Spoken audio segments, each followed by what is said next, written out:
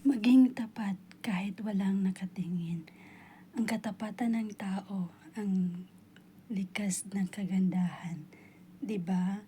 So kahit walang nakatingin sa maging tapat ka lang.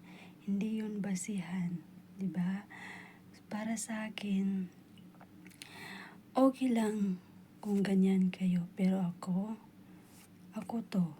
Kayo yan. Hindi ko kayo mapipigilan kung ano yung ginagawa nyo. Ako, kung ano ako, yun talaga. Hindi ko na to mababago 'di ba? Kasi sarili ko to Kayo, hindi niyo rin mababago. Pero yung ugali niyo yung baguhin niyo.